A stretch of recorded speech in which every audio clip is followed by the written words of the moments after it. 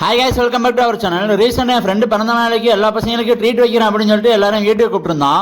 சரி, வீட்டுக்குள்ளே போனோன்னே கிச்சனுக்குள்ளே போனோம். கிச்சனுக்குள்ளே சோறு ஏற்கனவே ரெடி பண்ணி வச்சிருந்தாங்க. அதுக்கப்புறம் குழம்பு வந்து ரெடி ஆகிட்டு இருந்துச்சு.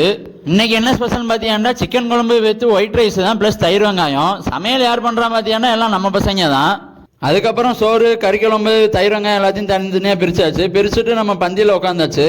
நம்ம தான் ஃபர்ஸ்ட் பந்தி. என்றைக்குமே இதை ஏன் வச்சுக்கிறோங்க, பந்திக்கு முந்தானே படைக்கு பிந்தணும். நம்ம என்னதான் வெளியில் ஃபங்க்ஷனில் சாப்பிட்டாலும் வீட்டில் சாப்பிட்டாலும் பசங்களோடு செஞ்சு சாப்பிடும்போது அதோட ஃபீலே வேறு. ஸோ பசங்களோடு செஞ்சு சாப்பிடும்போது அந்த சாப்பாடு நல்லா இல்லாட்டாலும் அந்த ஃபீலே வேறு மாதிரி இருக்கும். ஸோ இந்த மாதிரி பசங்களோடு செஞ்சு சாப்பிடும்போது அந்த என்ஜாய்மெண்ட்டை யார் யார் ஃபீல் பண்ணியிருக்கேன் அப்படின்னு சொல்லிட்டு கீழே மறக்காமல் கமெண்ட்டில் சொல்லிடுங்க.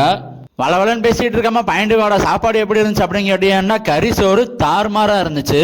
எப்படி லெக் பீஸை ருசிச்சு சாப்பிட்றான்னு பாருங்க. டேஸ்ட் வைஸ் அல்டிமேட்டாக இருந்துச்சு. இந்த மாதிரி நீங்களும் பண்ணிருக்கீங்கன்னா கீழே கமெண்ட்ல சொல்லிட்டு இந்த வீடியோக்கு லைக் போட்டு நம்ம சேனல் யூடியூப் பண்ணி ஃபாலோ பண்ணிக்கிறங்க.